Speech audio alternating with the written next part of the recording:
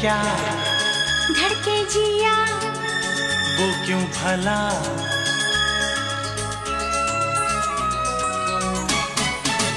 जाती हूँ मैं जल्दी है क्या धड़के जिया वो क्यों भला, खुद से ही डरने लगी हूँ, मैं प्यार करने लगी हूँ। खुद से जो इतना डरोगी तुम प्यार कैसे करोगी, जाती हूँ मैं जल्दी है क्या धड़के जिया वो क्यों भला, खुद से ही डरने लगी हूँ, मैं प्यार करने लगी हूँ। खुद से जो इतना डरोगी तुम प्यार कैसे करोगी, जाती हूँ मैं जल्दी है क्या धड़के जिया वो क्यों भला।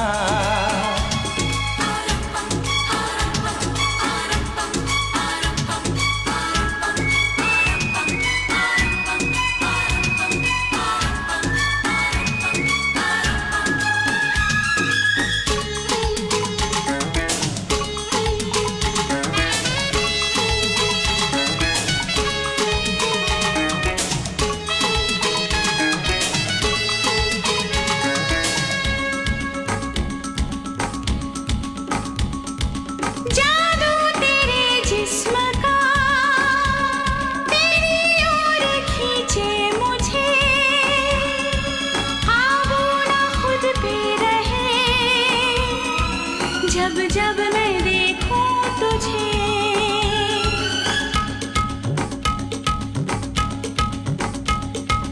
जादू तेरे जिस्म का तेरी ओर खींचे मुझे,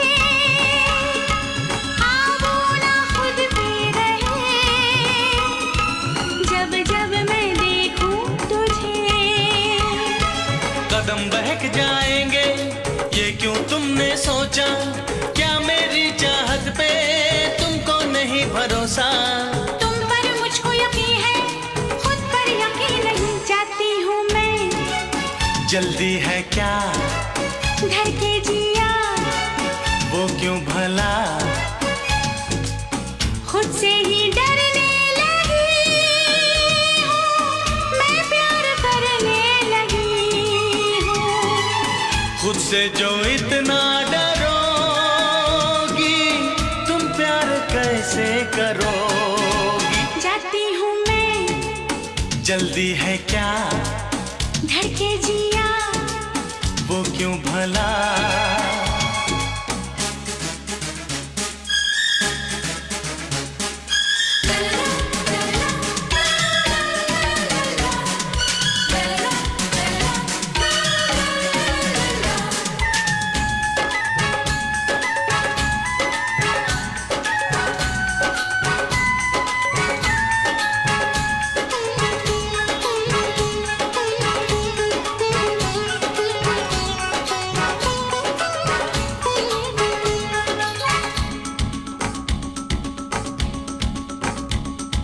लेके तेरे लब की लाली जीवन को रंगी करेंगे, आंखों में तुझको भरेंगे, कल तक तभी जी सकेंगे।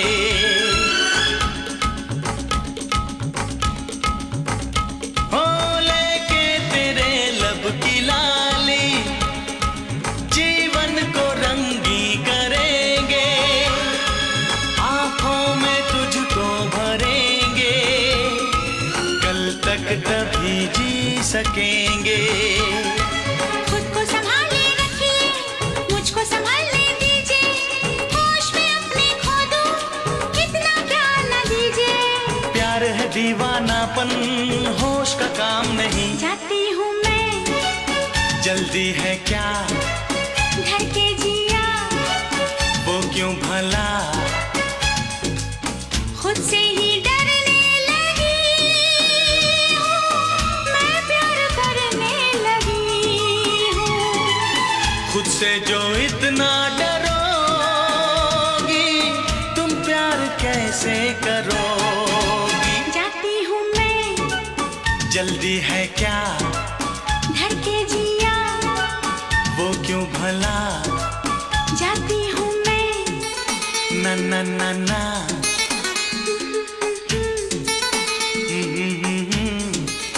ला ला ला ला।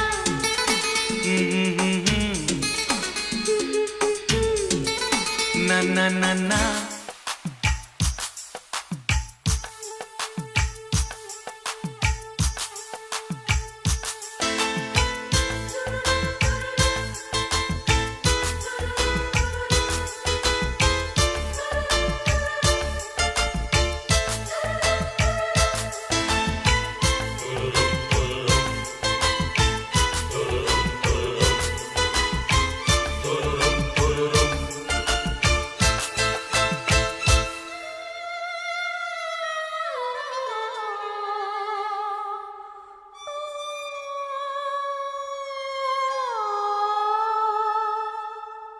किसी रोज तुमसे मुलाकात होगी,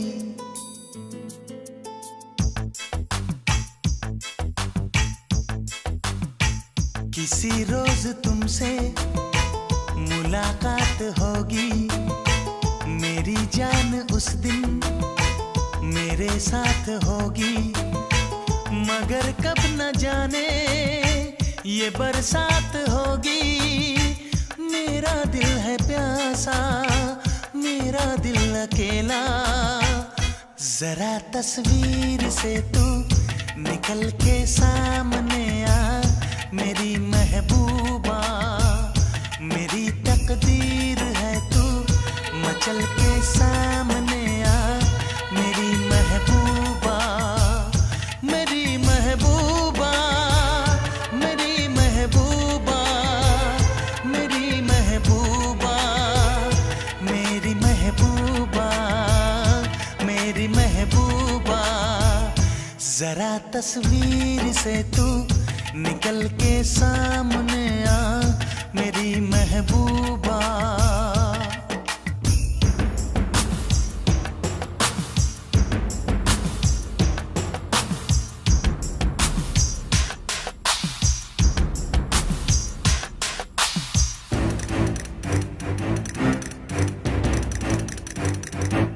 Obla di di di, obla da da da, obla do do do, what to do?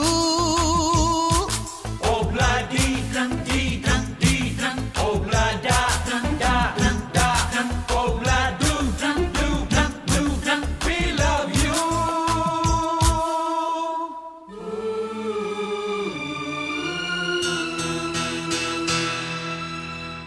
नहीं याद कब से मगर मैं हूँ जब से, मेरे दिल में तेरी मोहब्बत है तब से। मैं शायर हूँ तेरा, तू मेरी गजल है। बड़ी बेकरारी मुझे आजकल है, बड़ी बेकरारी मुझे आजकल है, मुझे आजकल है। जरा तस्वीर से तू निकल के सामने आ मेरी महबूबा। मेरी महबूबा, मेरी महबूबा, मेरी महबूबा, मेरी महबूबा, मेरी महबूबा। जरा तस्वीर से तू निकल के सामने आ मेरी महबूबा।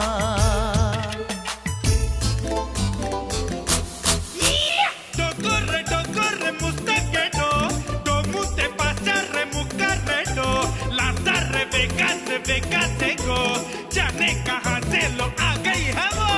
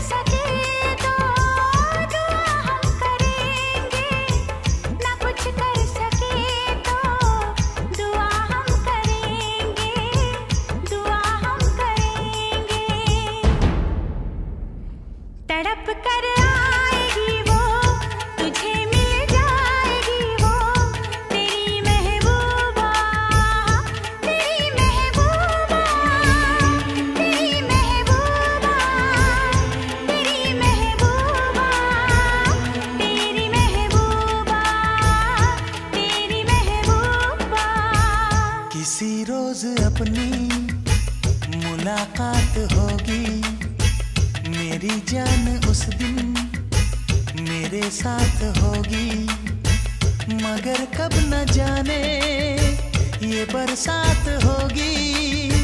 मेरा दिल है प्यासा, मेरा दिल अकेला।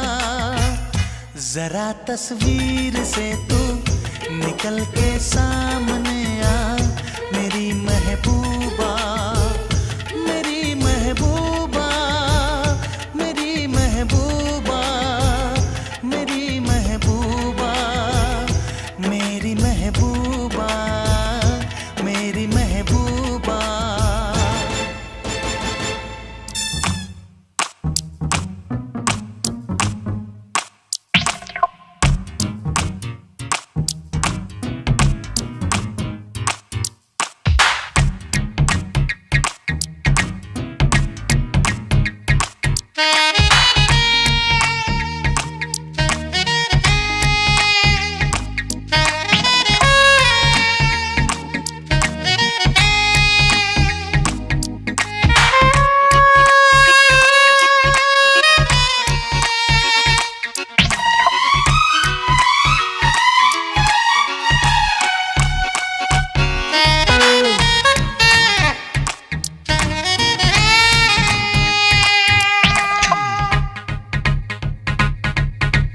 पैदल चल रहा हूँ, गाड़ी चाहिए। जीवन के सफर में सवारी चाहिए। अकेला है मिस्टर खिलाड़ी, मिस खिलाड़ी चाहिए। अकेला है मिस्टर खिलाड़ी, मिस खिलाड़ी चाहिए।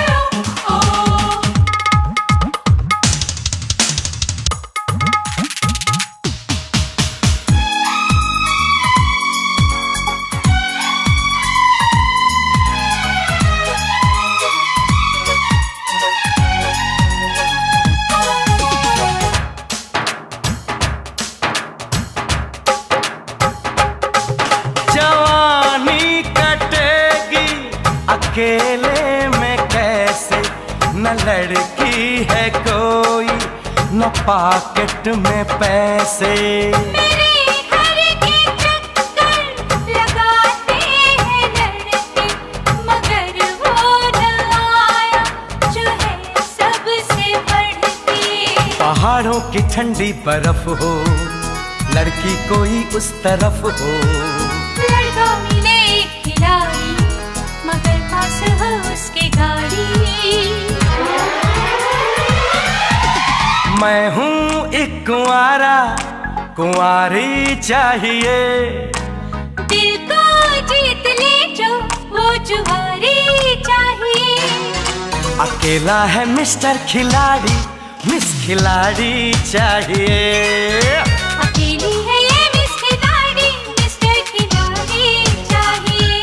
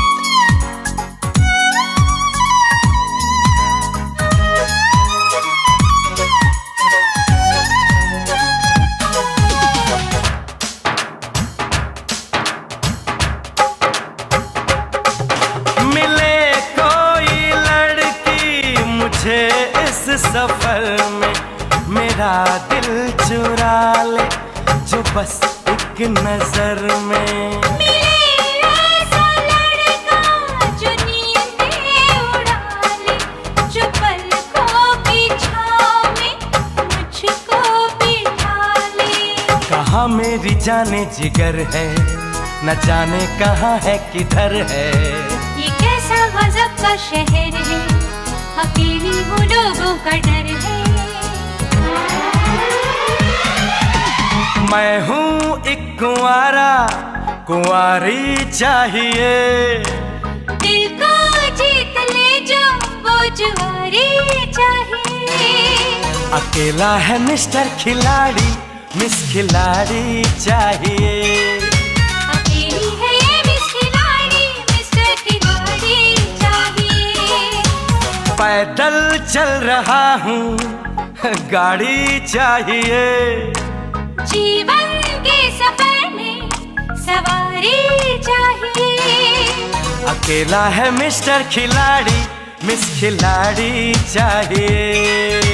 अकेली है ये मिस खिलाड़ी, मिस्टर खिलाड़ी चाहिए। अकेला है मिस्टर खिलाड़ी, मिस खिलाड़ी चाहिए। अकेली है ये मिस खिलाड़ी, मिस्टर खिलाड़ी चाहिए। मिस्टर एंड मिसेस खिलाड़ी।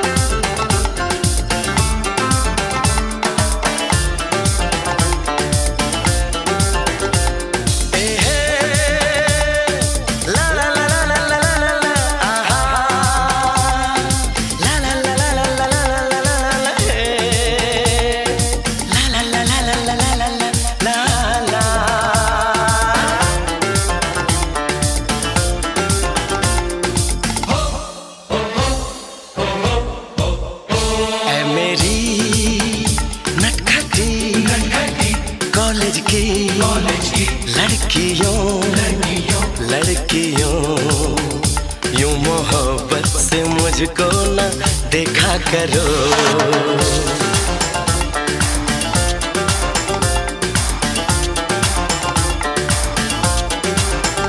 मेरी चाहत मेरी आरज़ू के लिए अपनी मासूमियत को न रुसवा करो।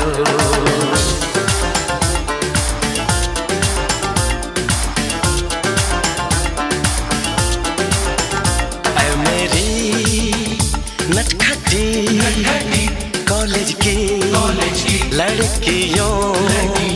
लड़कियों यूं मोहब्बत से मुझको न देखा करो।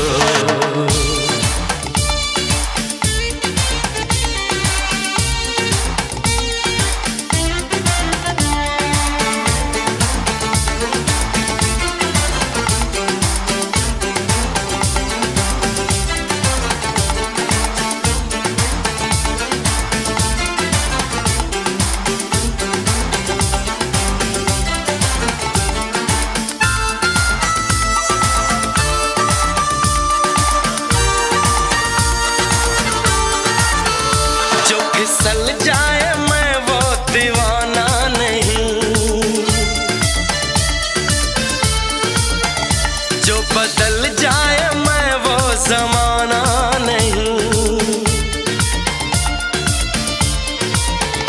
वार जाएंगे खाली ये तेरे सभी तीर नजरों का मुझ पे न मारा करो। मेरी नटखटी कॉलेज की लड़कियों यूं मोहब्बत से मुझको न देखा करो।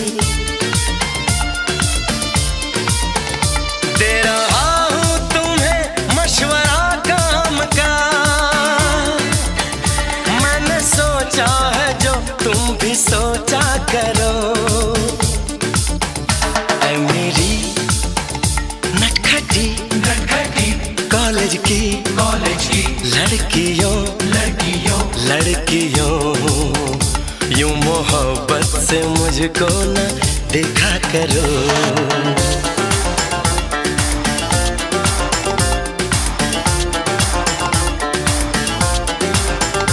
मेरी चाहत मेरी आरज़ू के लिए अपनी मासूमियत को न रुसवा करो।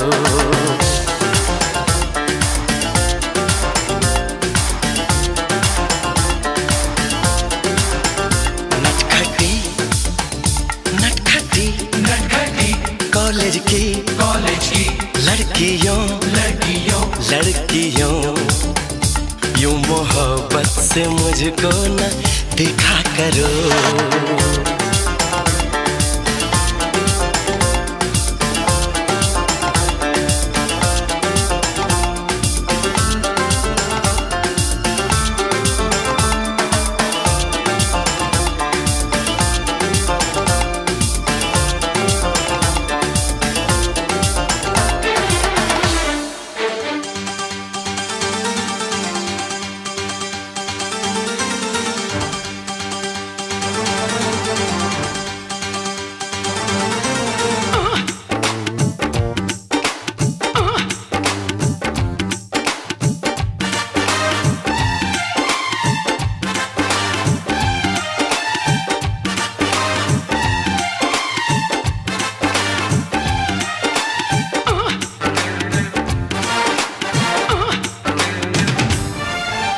डिस्को में जाए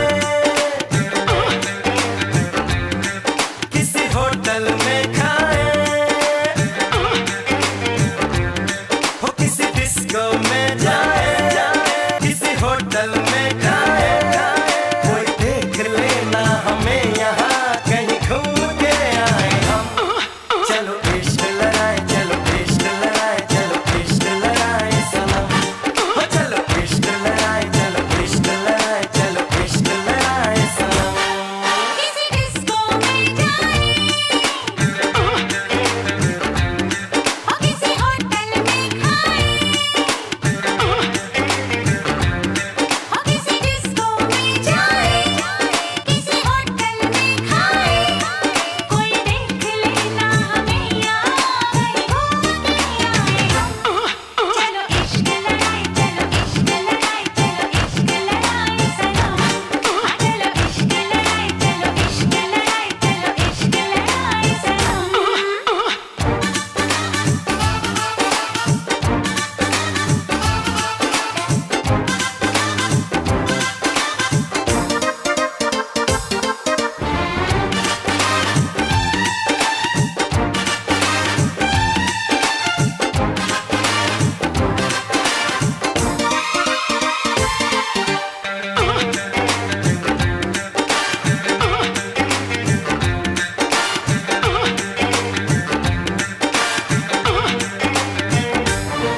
मेरी राम कली मैं तुझ पे दिल जान से मरता हूँ लेकिन ये सच है तेरे भाई से डरता हूँ। मेरी राम कली मैं तुझ पे दिल जान से मरता हूँ लेकिन ये सच है तेरे भाई से डरता हूँ। छोड़ो भी यूं डरना आ जाओ पास में मर जाए ना यूं ही मिलने की प्यास में कोई देख लेना हमें यहाँ कहीं घूम के आए हम। चलो इश्क लड़ाए चलो इश्क लड़ाए चलो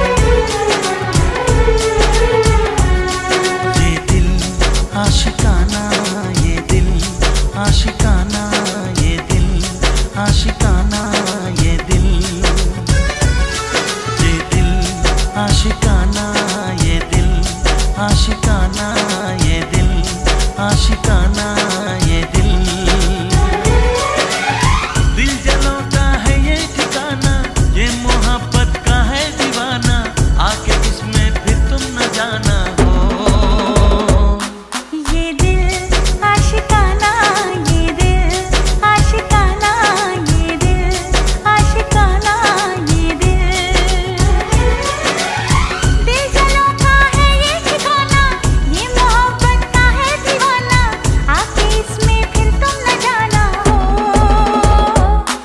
ये दिल आशिकाना, ये दिल आशिकाना, ये दिल आशिकाना, ये दिल।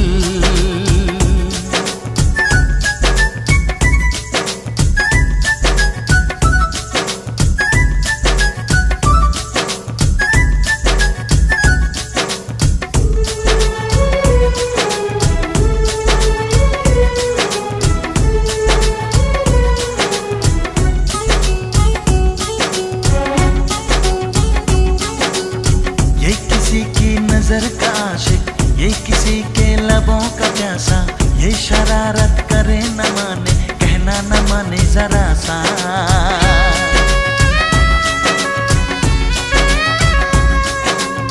बेकरारी ले चैन देके रात भर जागे और जगाए, ये चलाए किसी पे जादू, धड़कन किसी की बढ़ाए। हे हे हे हे हे ला ला ला ला ला हे हे हे हे। ये पागल पुराना ये दिल आशिकाना, ये दिल आशिकाना, ये दिल। ये दिल आशिकाना, ये दिल आशिकाना, ये दिल आशिकाना, ये दिल।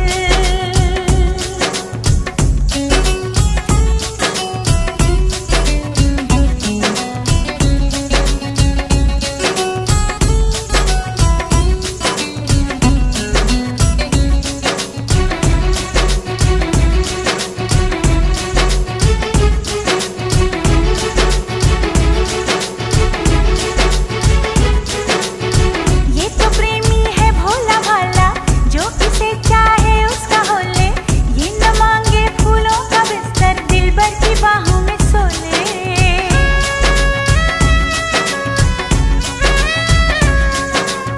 सारी बातें आंखों से कह दे, ये कभी ना जुबान खोले, हो कभी जो हो दर्द कोई तन्हाई में जाके रो ले।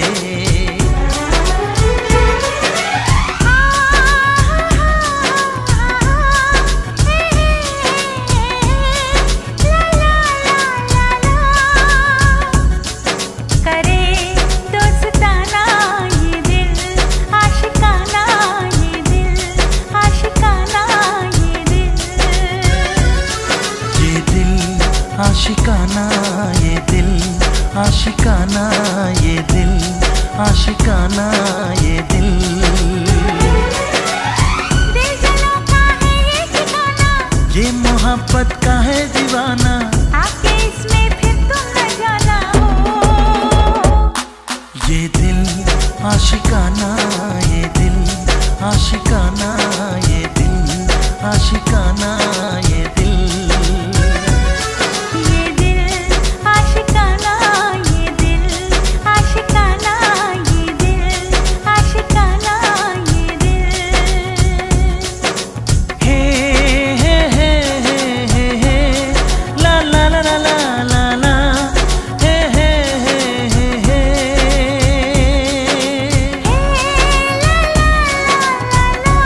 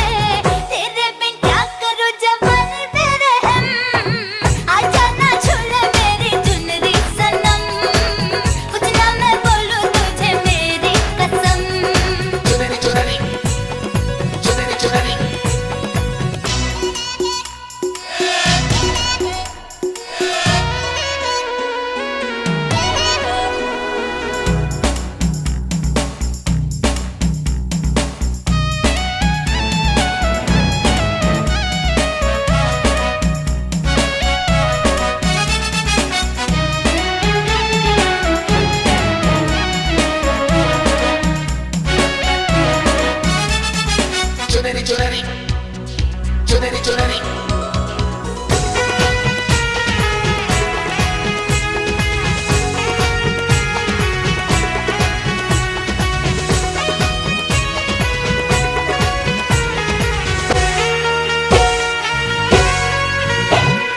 मेरी चुनरी लाल रंग की शर्माए घबराए पूछो डाले इस पे नजर ये और लाल हो जाए चुनरी चुनरी चुनरी चुनरी तेरी चुनरी लिपट लिपट के पागल मुझे बनाए, पहले से ही तड़प रहा था और मुझे तड़पाए।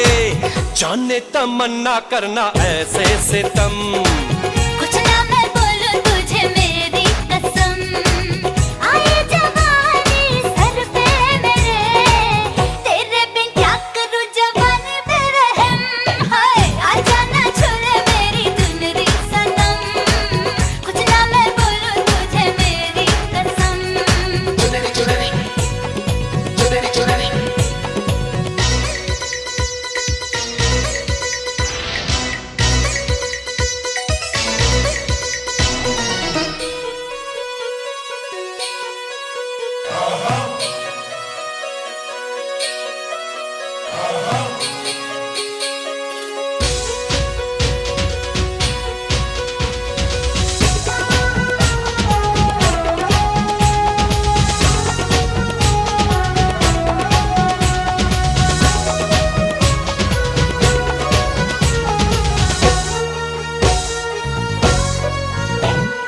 चिकने चिकने बदन से तेरे सर सर चुनरी सर के, ऐसा लगे कि बिन बादल अंबर पे बिजली कड़के। चुनरी चुनरी चुनरी चुनरी ये करता है ये बिजली मैं तुझ पे आज गिराऊं, तुझको भर लो बाहों में ये चुनरी तुझे उड़ाऊं, बढ़ता ही जाए दर्द होना खत्म, कुछ ना मैं बोलूं तुझे मेरी कसम, ओ आए जवानी सर पे मेरे, तेरे बिन क्या करूं जवानी पे रहम, हाय हाय आजा ना छूले मेरी चुनरी सनम, कुछ ना मैं बोलूं तुझे मेरी कसम, आए जवानी सर पे मेरे, तेरे बिन क्या करूं जवानी पे रहम, हाय आजा ना छूले मेरी चुनरी सनम, कुछ ना मैं बोलूं तुझे मेरी कसम। चुनरी चुनरी चुनरी चुनरी चुनरी चुनरी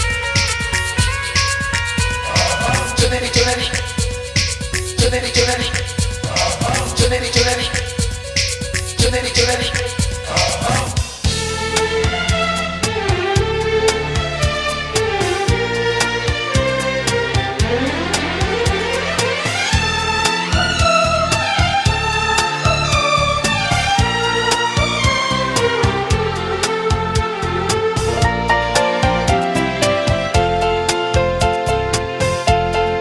दिल का रिश्ता बड़ा ही प्यारा है, दिल का रिश्ता बड़ा ही प्यारा है, कितना पागल ये दिल हमारा है।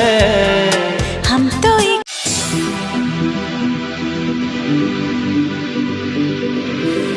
मैं हूं डॉक्टर अमजद तुफैल और आप देख रहे हैं मेरा यूट्यूब चैनल हम लोग।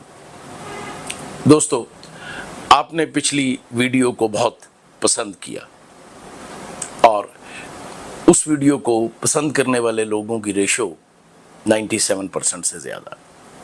कुछ लोगों ने इख्तलाफ भी किया और they have all the right to differ. हमारे एक भारतीय नाज़र ने ये कहा कि मैंने उस वीडियो में जो बातें की हैं उसकी वजह से मैंने अपनी क्रेडिबिलिटी दांव पे लगा दी है। बाकी मुझे अपनी क्रेडिबिलिटी का बहुत ख्याल रहता है। मैं कभी सनसनी फैलाने की कोशिश नहीं करता।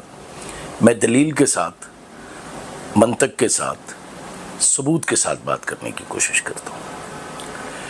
पिछली वीडियो में मैंने जो बातें की थी वो मेरी ज़ाती बातें नहीं थी, वो जो कुछ इस वक्त मौजूद है मीडिया के ऊपर और ऑथेंटिक सोर्सेज से, उनका निचोड़ था। देखिए, हमें दो बातें समझनी चाहिए। एक चीज़ होती है फैक्ट्स और एक चीज़ होती है परसेप्शन। जैसे ये फैक्ट है कि मैं लाहौर में बैठा 23 मई बरोज़ मंगल आपके लिए ये वीडियो रिकॉर्ड कर रहा हूँ। लाहौर में गर्मी का मौसम है। अब इससे कोई इनकार करे तो ये फैक्ट्स को, हकाइक को जुठलाने वाली बात होगी। लेकिन फ़र्ज़ करें मैं कहता हूँ कि यार ये गर्मियों का मौसम अच्छा नहीं होता, मुझे तो बिल्कुल पसंद नहीं है। ये फैक्ट नहीं, दैट इज़ माई परसेप्शन। और परसेप्शन हर आदमी की मुख्तलिफ होती है, उसमें डिफरेंसेस आते हैं। और इसलिए कि मेरी परसेप्शन आपकी परसेप्शन से डिफरेंट है, ना मेरी क्रेडिबिलिटी डाउटफुल होती है, ना आपकी क्रेडिबिलिटी डाउटफुल होती है। तो आज हम कुछ बातें इस व्लॉग में करेंगे। बज़ाहिर जंग रुक गई, उस पे दोनों मुल्कों का रद्द-ए-अमल आया। कल भारतीय प्राइम मिनिस्टर नरेंद्र मोदी ने एक स्पीच की जिस पर अब बात हो रही है। इस जंग से हमने क्या सीखा, क्या सबक मिला, कौन कौन से एरियाज हैं जिन पर अब हमें आगे बढ़ने की ज़रूरत है, ये और इसी तरह के कुछ और सवाल और नुकात हमारी आज की वीडियो का हिस्सा है।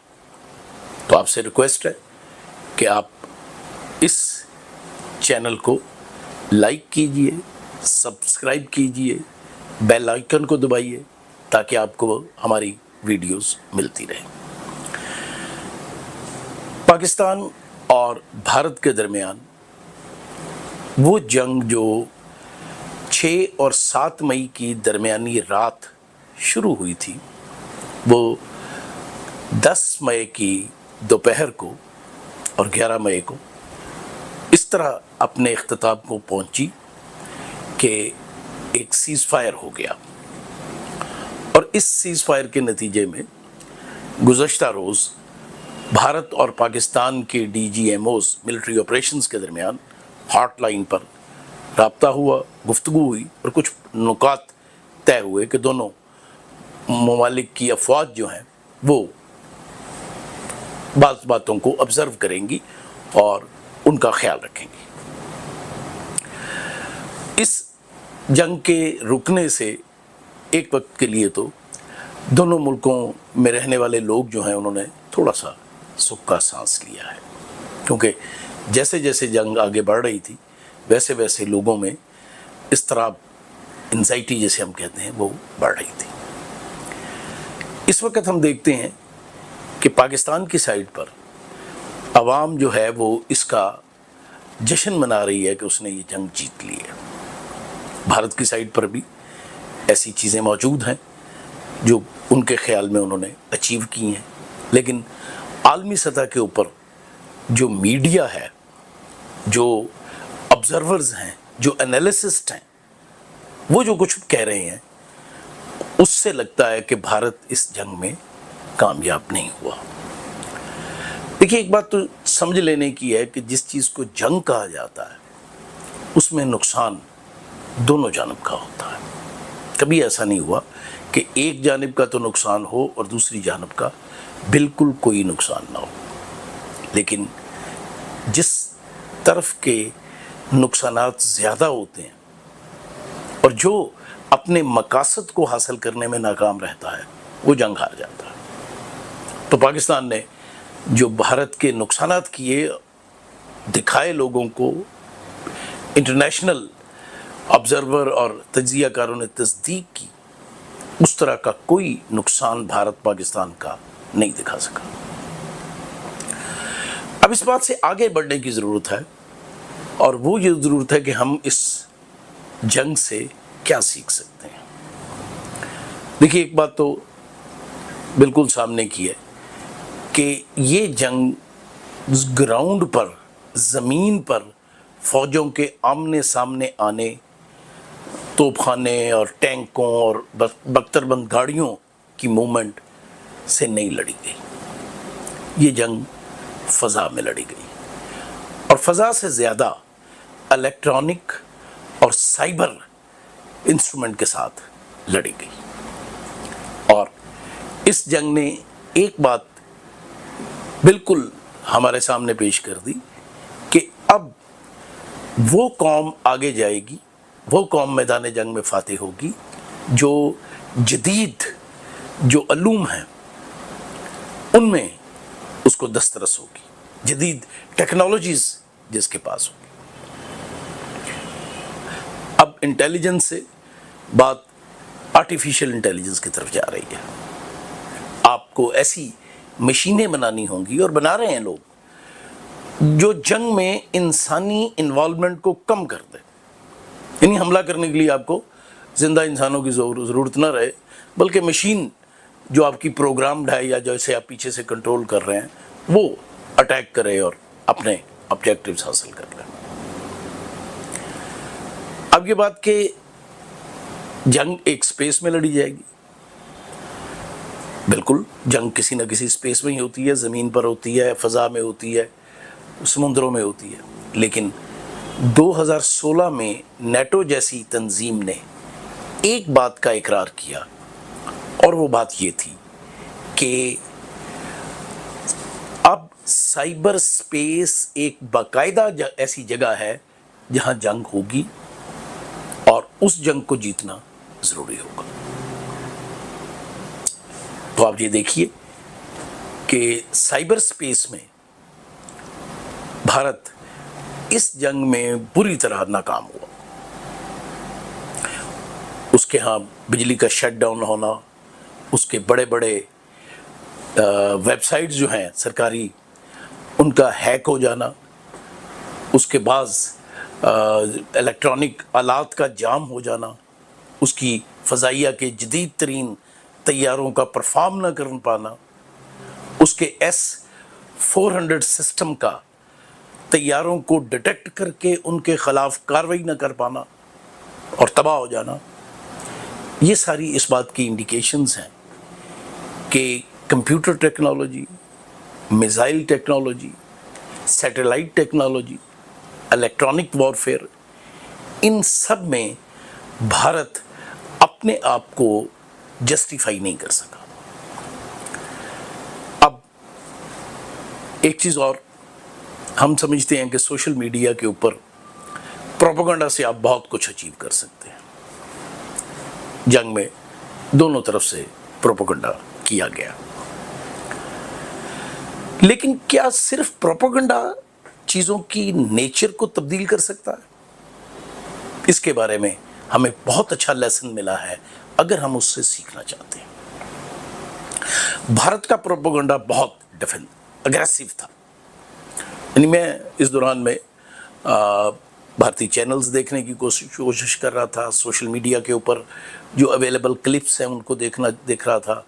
उनके जो एनालिसिस्ट हैं, मेजर गौरव आर्या है, अर्नब गोस्वामी है, जनरल DG बख्शी है, या और इस तरह के जो लोग हैं, करण थापर के प्रोग्राम्स हैं और आ रहे थे, उनको भी वॉच कर रहा था। और फिर मुझे ऐसा लगा कि जैसे एक हिस्टेरिया लाइक सिचुएशन में भारत के ये एनालिसिस्ट और एंकर पर्सन्स हैं।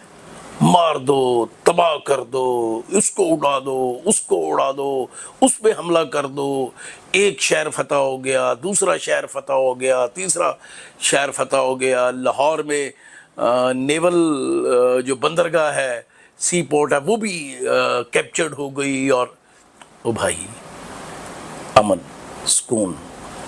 पहले आप लाहौर के नक्शे पर ये देख लेते कि दरिया रावी में तो कोई सी पोर्ट नहीं है, और वो भी उसमें भी अब आप पानी नहीं छोड़ते तो उसमें तो कश्ती नहीं चल सकती, उसमें पोर्ट क्या बनेगी। अब अगला जो बात हुई, खुद भारतीय मीडिया में जो ज़रा लॉजिकल सेंसिबल लोग हैं, उन्होंने आइडेंटिफाई किया कि भारत के मीडिया पर 15 बड़े झूठ बोले गए। और ये वो झूठ थे जिनका पोल पूरी तरह खुल गया 11 मई को, बल्कि 10 मई को ही खुल गया था। और पता ये चला कि जो कुछ कहा जा रहा है हकीकत का इससे दूर का भी वास्ता नहीं है। तो याद रखिए, आप सोशल मीडिया के ऊपर एक फजा बना सकते हैं, लेकिन अगर ग्राउंड रियलिटी उस फजा को जस्टिफाई नहीं करती तो आपका बनाया हुआ ये बलून फट जाएगा। भारत के प्रधानमंत्री नरेंद्र मोदी ने कल पीर के दिन जब एक टॉक की और बज़ाहिर उसमें उन्होंने अग्रेसिव पोस्चर इख्तियार करने की कोशिश की, लेकिन उनकी बॉडी लैंग्वेज और वो जो लफ्ज़ बोल रहे थे, लैंग्वेज इस्तेमाल कर रहे थे, वो उनके एग्रेशन का साथ नहीं दे रही थी। उसमें मुझे एक झुंझलाया हुआ आदमी, एक शिकस्त खुर्दा आदमी नजर आया जो अपने आप को बहुत ऊपर रेट करता था, लेकिन रियलिटी में वो बहुत नीचे साबित हुआ। उन्होंने हमें ये सबक पढ़ाने की कोशिश की कि एटॉमिक डिटरेंस जो है ये जंग नहीं रोक सकते। ये बात दुरुस्त नहीं है। आज की दुनिया में भी एटॉमिक वेपन्स और मिसाइल्स की अपनी एक कुव्वत और स्ट्रेंथ है और उसको इनकार नहीं करना चाहिए। उनका ये कहना कि पानी और खून एक साथ नहीं बह सकते, तो भाई आपको किसने कहा है कि आप बेगुनाह लोगों का खून बहाएं? सिर्फ पाकिस्तान में नहीं, आपका हिंदुत्व, आपकी इंतहा पसंदी, आपका फाशिज्म जो कुछ भारत में मिनॉरिटीज के साथ कर रहा है, उसकी क्या जस्टिफिकेशन है आपके पास? क्या आप भारत कश्मीर में जो गैर कानूनी तौर पर आपके कब्जे में है वहाँ लोगों का खून नहीं बहा रहे? मणिपुर में आप खून नहीं बहा रहे? मिजोरम में आप खून नहीं बहा रहे? क्या दूसरी जो स्टेट्स हैं जहाँ आपकी जो सेंट्रल गवर्नमेंट है उसके खिलाफ रिएक्शन मौजूद है, वहाँ आप लोगों का खून नहीं बहा रहे? तो क्या वो खून बहाना जायज़ है? मुझे ऐसे लगता है कि भारतीय 1947 से एक सुपीरियर कॉम्प्लेक्स अपने अंदर रखते हैं और सुपीरियरिटी उनके है कि भाई वी आर सुपीरियर्स। अब कुछ बातों में हम भी मानेंगे कि भारत सुपीरियर है, उसका रकबा बहुत बड़ा है इस खिते में, जिसे हम जनूबी एशिया कहते हैं। कोई दूसरा मुल्क नहीं है जिसका रकबा इतना हो। उसकी पॉपुलेशन बहुत बड़ी है और उसकी इकोनॉमी बहुत बड़ी है, लेकिन क्या इसका मतलब ये है कि उसको इस खित्ते पर हेजिमनी हासिल है, वो जिसको जो चाहे डिक्टेट करा सकता है? तो इससे हमें इनकार है, साफ इनकार है। हम किसी सूरत भी भारत की हेजिमनी तस्लीम करने के लिए तैयार नहीं हैं और ये बात हम बार बार साबित करते रहते हैं। भारत की सुपरमेसी की जो सोच है उसमें तड़का उस वक्त लगा जब हिंदुत्व ग्रुप जो है, जो बीजेपी है, आरएसएस है, शिवसेना है और इस तरह के दूसरे ग्रुप्स हैं, उनको भारत में कदम जमाने का मौका मिला। उन्होंने एक माइंडसेट तैयार किया कि हिंदू और ख़ास तौर पर जो आला ज़ातों के, ऊंची ज़ात के हिंदू हैं, दे हैव ऑल द राइट, क्योंकि वो ह्यूमन बीइंग है और बाकी इंसानों से ज़रा कमतर दर्जे के लोग हैं। वो मुसलमान हों, क्रिश्चियन हों, सिख हों, बुद्ध हों, जैन हों या दलित हों। तो क्या आपका ये अपने बारे में एक रवैया कि यू आर द सुपीरियर, आप आला हैं और आपको राइट है कि आप दूसरों के साथ कत्ल गारतगरी कर सकते हैं, ये दुरुस्त नहीं है। ये फाशिस्ट सोच है जिससे निकलने की ज़रूरत है। मुझे ऐसे लगता है कि भारत और बीजेपी और उससे हमायती ग्रुप, उन्होंने पिछले कुछ वर्षों में एक बहुत बड़ा बिल्डअप किया था। अरबों डॉलर का असला फ्रांस से, रूस से, इसराइल से खरीदा था और उनका ख्याल ये था कि ये टेक्नोलॉजीज ऐसी हैं कि पाकिस्तान इनका मुकाबला नहीं कर सकता। फ्रांस के तैयारे, रूस का दिफाई निज़ाम, इसराइल के ड्रोन, ये हमारे पास हैं और हम पाकिस्तान को एक ही झटके में फारग कर देंगे। हुआ उलट। और इस वक्त भारत और उसकी आवाम उस फेज में है जिसे हम पोस्ट ट्रॉमेटिक स्ट्रेस कहते हैं। उनके लिए ये ट्रॉमा था कि पाकिस्तान ने ना सिर्फ उनके वार रोके, बर्दाश्त किए, बल्कि जब मौका मिला और जब ज़रूरत हुई तो वो वार किए जिसको रोकने की ताकत भारत में नहीं थी, सलाहियत भारत में नहीं थी। तो भारत इस जंग में खुद तो डूबा, साथ में 3 मुल्कों की टेक्नोलॉजी का भी कबाड़ा कर गया। अब शायद फ्रांस अपने राफेल मार्केट में ज़्यादा ऊंचे दामों फरोख्त ना कर सके। अब शायद रशिया अपने S-400 सिस्टम पर वो एतमाद न कर सके जो वो करता रहा। और अब इसराइल अपने ड्रोन टेक्नोलॉजी के बारे में किसी जोम का शिकार न रहे कि ये टेक्नोलॉजी, इसको कोई काउंटर नहीं कर सकता। ये वो 3 बड़ी बातें हैं, 3 टेक्नोलॉजीज़ हैं बड़ी दिफाई, जिनके ऊपर भारत की नाअहली ने सवालिया निशान लगा दिया। पाकिस्तान के पास चीनी टेक्नोलॉजी थी और इसमें से कुछ टेक्नोलॉजी तो पाकिस्तान ने चीन के इश्तराक से डेवलप की है और उस टेक्नोलॉजी ने भारत के पास मौजूद जो टेक्नोलॉजीज़ हैं उनका मुकाबला किया और हमने ये साबित किया कि ये जो टेक्नोलॉजीज़ हमारे पास हैं, हम इनका बेहतरीन इस्तेमाल कर सकते हैं। हमारे पास वो तरबियत याफ्ता ट्रेंड लोग हैं जो J-10C चला सकते हैं, इस्तेमाल कर सकते हैं और उनकी मदद से राफेल जैसे तैयारों को गिरा सकते हैं। हमारे पास J-17 थंडर मौजूद है जो भारत के अंदर दूर तक कार्रवाई करने की सलाहियत रखते हैं और हमारे ड्रोन दिल्ली की फ़ज़ाओं में उड़ सकते हैं। अब ये सारा कुछ किस तरह मुमकिन हुआ?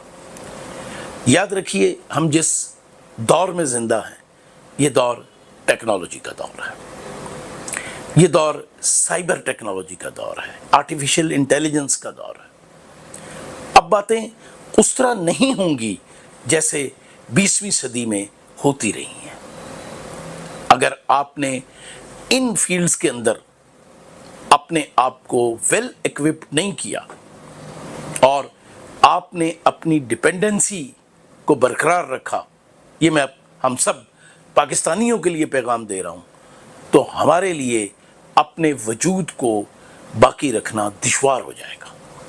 हमें सीखना है, हमें इल्म हासिल करना है, हमें टेक्नोलॉजी हासिल करनी है, हमें अपने लोगों को, जो एक बड़ी हमारी कुल आबादी का 60% यूथ है, इसकी हमें टेक्नोलॉजी में भी तरबियत करनी है और इसके ह्यूमन पोटेंशियल की भी तरबियत करनी है।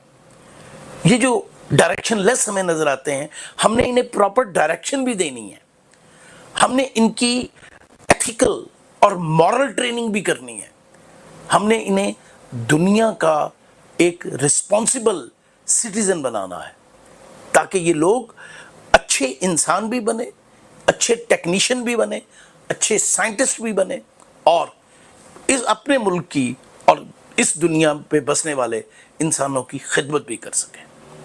और याद रखिए, ये वो मिशन है जिस पे हम जल्द काम करना चाहिए, हमें इनफरादी लेवल पे करना चाहिए, इज्तमाई लेवल पे करना चाहिए और आने वाले दिनों में हमें बताना है इस दुनिया को कि हम एक रिस्पॉन्सिबल प्रोग्रेसिव इल्म हासिल करने वाले, टेक्नोलॉजी पर अबूर हासिल करने वाले और दुनिया में अमन के लिए काम करने वाले लोगों में और अक़वाम में शामिल हैं।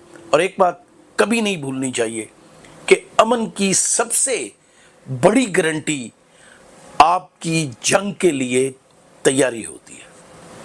वो कौमें जो हालत अमन में खुद को जंग के लिए तैयार करती हैं और तैयार रखती हैं, उन्हीं कौमों को अमन और चैन से ज़िंदगी गुजारना नसीब होता है। वरना ये दुनिया किसी जंगल से कम नहीं है जहाँ ताकतवर अक़वाम कमज़ोर अक़वाम को निगल जाती हैं।